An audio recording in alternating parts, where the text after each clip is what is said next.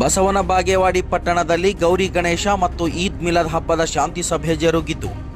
ತಹಸೀಲ್ದಾರ್ ಯಮನಪ್ಪ ಸೋಮನಕಟ್ಟಿ ಮತ್ತು ಡಿವೈಎಸ್ಪಿಯಾದ ಮಲ್ಲಪ್ಪ ನಂದಗಾವಿ ಅವರ ಅಧ್ಯಕ್ಷತೆಯಲ್ಲಿ ಪಟ್ಟಣದ ಯಲ್ಲಾಲಿಂಗ ಮಠದಲ್ಲಿ ಜರುಗಿದ ಗಣೇಶ್ ಹಾಗೂ ಈದ್ ಮಿಲಾದ್ ಹಬ್ಬದ ಪ್ರಯುಕ್ತ ಶಾಂತಿ ಸಭೆ ಜರುಗಿತು.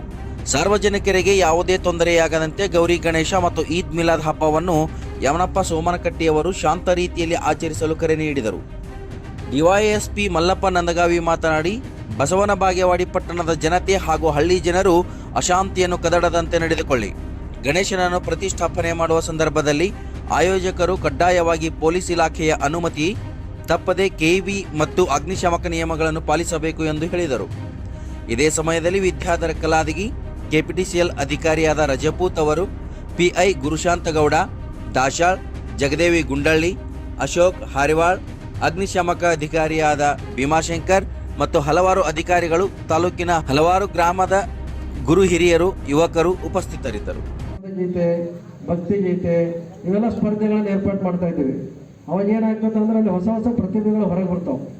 ಹೊಸ ಪ್ರತಿಭೆಗಳು ಹೊರಗೆ ಬಂದು ಅವರೆಲ್ಲ ಸರಿಗಮಪ ವಿನ್ನರ್ ಆಗುವಂಥ ಒಂದು ಆಶಾಭಾವನೆ ಇರ್ತವೆ. ಅದಕ್ಕೋಸ್ಕರ ಆಮೇಲೆ ರಸಪ್ರಶ್ನೆಗಳನ್ನು ಏರ್ಪಡಿಸ್ತಾ ಇದ್ದೀವಿ.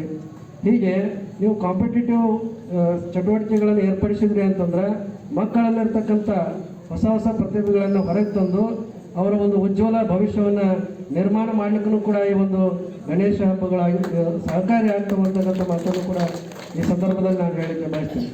ಅದಕ್ಕೋಸ್ಕರ ಎಲ್ಲರೂ ಸೇರಿ ನಾವು ಬಸವಣ್ಣನ ನಾಡಿದ್ದು, ಈ ಬಸವಣ್ಣನ ನಾಡು ಅತ್ಯಂತ ಶಾಂತಿ ಪ್ರಿಯ ನಾಡು. ಅಂಥ ಯಾವುದೇ ಅಹಿತಕರ ಘಟನೆ ಈ 2 ವರ್ಷಗಳ ಕಾಲ ನಾನು ಬಂದಿದ್ದೀನಿ, ಯಾವುದೇ ಅಂಥ ಘಟನೆಗಳಾಗಿಲ್ಲ, ಇನ್ಮೇಲೇನೂ ಆಗೋದಿಲ್ಲ. ಆಗದಂತೆ ನಾವು ನೀವೆಲ್ಲ ಕೂಡ ಸೌಹಾರ್ದಯುತವಾಗಿ ಶಾಂತಿಯುತವಾಗಿ 2 ಹಬ್ಬಗಳನ್ನು ಆಚರಿಸೋಣ ಅಂತಕ್ಕಂಥ ಮಾತುಗಳಲ್ಲಿ ಈ ಸಂದರ್ಭದಲ್ಲಿ ಹೇಳಿ ನಾನು 2 ಮಾತುಗಳನ್ನು ಮುಗಿಸ್ತೇನೆ. ಧನ್ಯವಾದ. ನಿಮಗೆ ಪ್ರತಿಷ್ಠಾಪನೆ ಮಾಡಿದ್ಮೇಲೆ ಅದಕ್ಕೊಂದು ಗಣಪತಿಗೆ ಒಬ್ಬರನ್ನ ನಾವು ಪೊಲೀಸರು ನೇಮಿಸ್ತೀವಿ. ಸೊ ಪೊಲೀಸ್ ಅವರು ಇನ್ಸ್ಟ್ರಕ್ಷನ್ ಕೊಡೋದು ನಿಮ್ಮ ಒಳ್ಳೆಯದಕ್ಕೆ.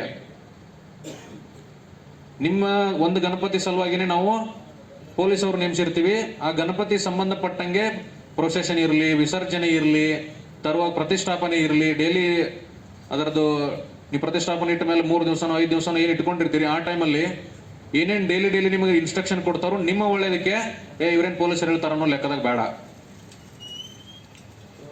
ನಾವು ಹೇಳೋ ಇನ್ಸ್ಟ್ರಕ್ಷನ್ ಯಾಕೆ ಹೇಳ್ತೀವಿ ಅಂತಂದ್ರೆ ನಾವೆಲ್ಲ ಬರೆದು ಇಡ್ತೀವಿ. ಅದನ್ನ ಹೇಳಿದ್ದು ಕೇಳ್ಯಾರು, ಹೇಳಿದ್ದು ಕೇಳಿಲ್ಲ. ಅದ್ರ ಸಲುವಾಗಿ ತಾವೆಲ್ಲರೂ ತಮಗೆ ಕಾಲಕ್ಕೆ ಕೊಡುವಂತ ಇನ್ಸ್ಟ್ರಕ್ಷನ್ಗಳನ್ನ ಕಂಪಲ್ಸರಿ ಫಾಲೋ ಮಾಡಬೇಕು.